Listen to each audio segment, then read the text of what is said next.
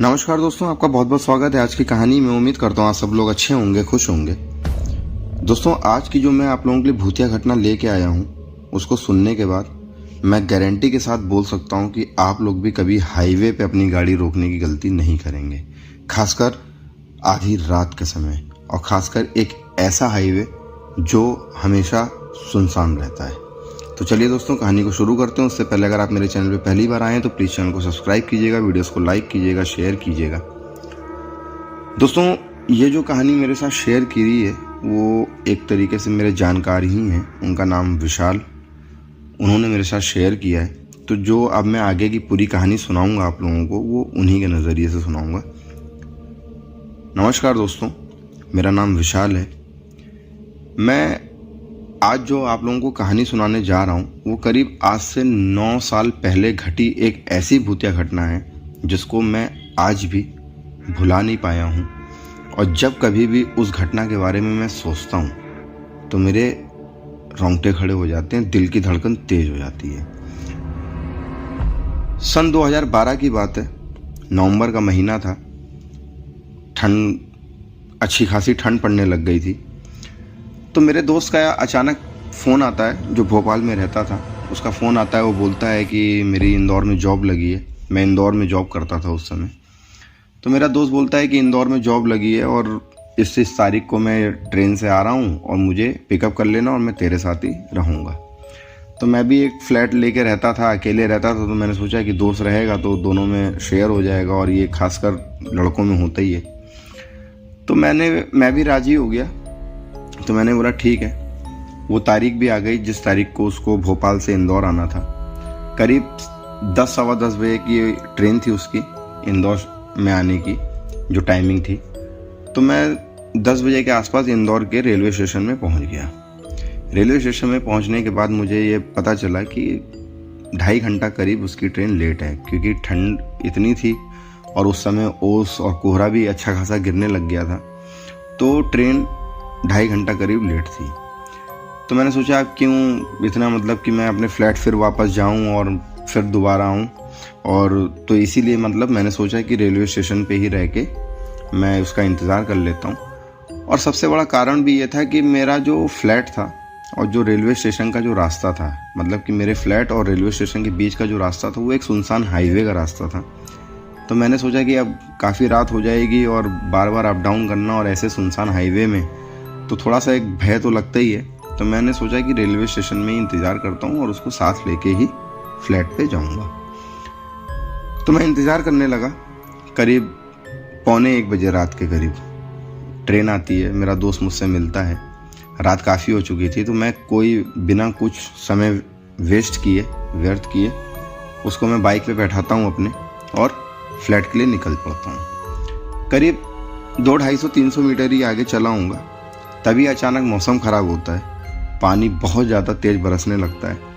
तो मैंने सोचा कि अब ये बाइक कहीं रोक लेते हैं, लेकिन दोस्त ने कहा कि अब काफ़ी रात हो गई है तो अब फ्लैट पे ही चलते हैं, भीग जाएंगे तो कपड़े चेंज कर लेंगे, लेकिन चलते हैं फ्लैट पे ही, अब कहीं रुकेंगे नहीं, क्योंकि भूख भी बहुत ज़्यादा लगी है, थक भी गया हूँ और आधी रात हो चुकी है। तो मेरे दोस्त का कहना भी एक तरीके से सही था। तो और ऐसे सुनसान हाईवे पे अकेले रुकना मुझे भी नहीं सही लग रहा था। तो मैंने अपनी बाइक रोकी नहीं, लगातार चलता रहा। 70-80 की स्पीड थी बाइक की। तो 2 से 2.5-3 किलोमीटर चलने के बाद ही मुझे करीब 300 मीटर दूर, मेरी बाइक की जो रोशनी थी उससे मुझे 300 मीटर दूर ये दिखाई दिया कि कोई एक छोटी बच्ची लिफ्ट मांग रही है अपने हाथ का इशारा देके। और जैसे जैसे मैं उसके पास जा रहा हूँ तो उसका हाथ देख के मुझे एक अलग ही टाइप की एक सोच आ गई, एक अलग ही टाइप का भय आ गया। उसका कारण ये था कि जब मैं उसके हाथ की तरफ देखा तो देखा कि उसका हाथ जो है एक नॉर्मल इंसान से काफ़ी ज़्यादा बड़ा है, और एक छोटी बच्ची का। और दूसरी चीज़, उसका हाथ ऐसे लहरा रहा है हवा में जैसे कि उसके हाथ में कोई हड्डी है ही नहीं, जैसे कि कोई कपड़ा लहरा रहा हो। ये देख के मतलब काफ़ी ज़्यादा एक अलग ही टाइप का एक दिमाग में बहुत सारी चीज़ें चलने लगी उस समय। मेरे दोस्त ने भी वो मंज़र देखा। तो मेरे दोस्त ने पूछा कि यार ये छोटी बच्ची है, कौन है, और इस तरीके से लिफ्ट मांग रही है। और ये सोचने वाली बात भी है कि करीब रात के करीब 1 बज रहे थे उस समय। तो और इतने सुनसान हाईवे पे एक छोटी बच्ची, करीब 15-16 साल की उम्र लग रही थी उसकी, और एक 15-16 साल की लड़की और लिफ्ट मांग रही और इतनी सुनसान हाईवे पे। लेकिन उसका जो हाथ देखा तो वो हाथ देखने पे हमको लग तो गया था कि कुछ कि डाउट सा कि कुछ तो एक अलग है, लेकिन फिर भी 300 मीटर की दूरी अच्छी खासी दूरी होती है, तो हो सकता है कि आंखों में कुछ धोखा हो। तो हम लोगों ने थोड़ी सी बाइक धीमी करी और धीरे धीरे उसके पास पहुंचने लगे। और जैसे ही करीब 20 मीटर का फासला होगा मेरी बाइक और उसके बीच में, और जैसे ही मेरी नज़र उसके फेस पे पड़ी, उसके फेस पे नज़र पड़ते ही मैं समझ गया कि वो कोई लड़की नहीं है, वो कोई भूत प्रेत आत्माओं का छलावा है। क्योंकि उसका फेस जो था वो पूरा सफ़ेद फेस था और बड़ी बड़ी लाल आँखें थीं, जिसको देखने के बाद मतलब कि मेरी दिल की जो धड़कन थी वो एक तरीके से काबू में ही नहीं थी, इतनी तेज़ धड़कन धड़कने लगी थी। और जैसे ही मेरे दोस्त ने उसके फेस की तरफ देखा तो बहुत तेज चिल्लाते उसने बोला कि विशाल, गाड़ी मत रोकना, और ये कोई लड़की नहीं है, ये कोई इंसान नहीं है, ये कोई छलावा है, और गाड़ी मत रोकना, तू तुरंत निकाल। और इतना ही मेरे दोस्त ने कहा होगा। उसके बाद मेरी जो बाइक की स्पीड थी वो करीब मतलब कि 90-100 की स्पीड थी उस समय मेरी। मैं मतलब उस समय इतना ज़्यादा डर चुका था उसका वो फेस देख के, उस लड़की का फेस देख के, उसके हाथ देख के, कि मतलब मुझे स्पीड का इतना अंदाज़ा तो नहीं, लेकिन मैं इतना जानता हूँ कि मेरी बाइक की स्पीड करीब 90 या 100 किलोमीटर की स्पीड थी। उस लड़की को जैसे ही हम लोगों ने क्रॉस किया तो एक अलग ही टाइप का वो एटमॉस्फेयर लगा मेरे को। और उसको क्रॉस करने के बाद जब मेरे पीछे जो मेरा दोस्त अजय जो बैठा था, उसने जब पीछे मुड़ के देखा और उसने जो मेरे को बताया, क्योंकि मैं तो बाइक चला रहा था, मेरी बाइक चलाने पे ध्यान था, लेकिन जो मेरे पीछे मेरा दोस्त जो बैठा हुआ था उसने जब पीछे मुड़ के देखा और जो उसने मेरे को बताया, उसको सुनने के बाद मेरे मतलब कि मतलब शरीर के रोंगटे खड़े हो गए थे और एक दिल में एक ऐसा डर हो गया था, ऐसा लग रहा था कि मतलब कि हो सकता है कि वो दिन हमारा आखिरी हो। उस समय हम लोगों को ऐसा लगा। जब उस लड़की को हम लोगों ने क्रॉस किया, उस बच्ची को, तो मेरे पीछे जो दोस्त था उसने पीछे मुड़ के देखा तो उसने देखा कि वो लड़की जो है वो अब हमारे बाइक का पीछा करना शुरू कर देती है। और मेरी बाइक की स्पीड मैं लिटरली बता रहा हूँ कम से कम 90 या 100 की स्पीड थी।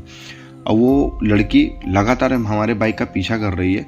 और वो जो पीछा कर रही थी बच्ची हमारी बाइक का, वो कोई दौड़ के पीछा नहीं कर रही थी। उसके जो पैर थे वो कम से कम नहीं तो 2 से 3 फुट सड़क के ऊपर थे। मतलब कि एक तरीके से कहा जाए कि वो हवा में उड़ रही थी वो लड़की। और उसके जो हाथ थे, जैसा कि मैंने आप लोगों को पहले भी बताया अभी, कि उसके जो हाथ थे वो इतने लंबे थे कि उसके हाथ सड़क को छू रहे थे, लेकिन जो उसके पैर थे वो सड़क से 2 फुट ऊपर थे कम से कम।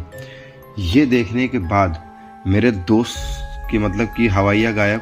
और उसने जो मेरे को बताया ये पूरा मतलब कि ये पूरा रवैया उस लड़की का, उसको सुनने के बाद मैंने जब अपने बाइक के मिरर पे देखा तो वो लड़की मेरे को एक पल के लिए, 2 सेकंड के लिए ही बाइक के मिरर पे मेरे को दिखाई दी। और वो जो बताया था उसने वो पूरा सही था। उसका जो पैर था वो करीब सड़क से 2 फुट ऊपर था और उसके जो दोनों हाथ थे वो सड़क को छू रहे थे और लगातार वो हमारा पीछा कर रही थी। और उसकी जो आवाज़ थी वो इतनी मतलब कि कानों में इतनी तेज चिल्ला रही थी वो लड़की, रुको रुको रुको रुको, ऐसे ऐसे चिल्ला रही थी। और उसकी आवाज़ आज भी मेरे कानों में कभी कभी सुनाई देती है। इस तरीके की वो घटना थी। लेकिन मैं मतलब लिटरली बता रहा हूँ कि 400 से 500 मीटर तक उसने हम लोगों का पीछा किया, लेकिन अचानक वो लड़की गायब हो गई। और मतलब कि पानी जो था, पानी जो बरस रहा था, वो पानी रुकने का नाम ही नहीं ले रहा था उस दिन। लेकिन जब वो 400 से 500 मीटर की मतलब कि मीटर पीछा करने के बाद जब वो लड़की अचानक गायब हो गई तो मेरा दोस्त पीछे लगातार मुड़ मुड़ के उसको देख ही रहा था। अचानक वो लड़की गायब हो जाती है। मेरे दोस्त को भी नहीं पता कि वो लड़की कैसे गायब हुई। और मैंने तो मतलब बाइक चलाने में ही इतना बिजी था कि मैंने उतना ज़्यादा पीछे ध्यान ही नहीं दिया उस लड़की के ऊपर। लेकिन पूरा जो नज़ारा था वो मेरा दोस्त मेरे को बताते जा रहा था। खैर किसी तरीके से उससे पीछा छूटता है, हम लोग फ्लैट पहुंचते हैं। फ्लैट पहुंचने के बाद ये जो मतलब जो घटना घटी हम लोगों के साथ रास्ते में उस हाईवे पे, वो मतलब हम लोगों ने डिस्कस किया कि ऐसा क्या हो सकता था, लेकिन हम लोगों को भी आज तक आंसर नहीं मिला उसका। और भीग गए थे हम लोग काफ़ी, तो हम लोग ने अपना कपड़े चेंज किए और खाना पीना खा के सो गए। और अगले दिन दोस्तों जो सुबह उस घटना का असर जो था वो अब मैं आप लोगों को बता रहा हूँ कि हम लोग इतना ज़्यादा डर चुके थे उस घटना की वजह से, उस लड़की की रवैये की वजह से, उस छलावे की वजह से, जिसके बाद अगले दिन जब हम लोग सुबह उठे तो हम लोगों के शरीर को ऐसा लग रहा था कि जैसे हम लोगों का मतलब अपने शरीर पे वश ही नहीं है, हमारे शरीर पे किसी दूसरे का वश है। इस तरीके से हमारा शरीर हो चुका था। काफ़ी ज़्यादा बीमार हुए हम लोग दोनों लोग, और फिर डॉक्टरों से इलाज कराया और मतलब कि दवाई चली और सारा सब कुछ।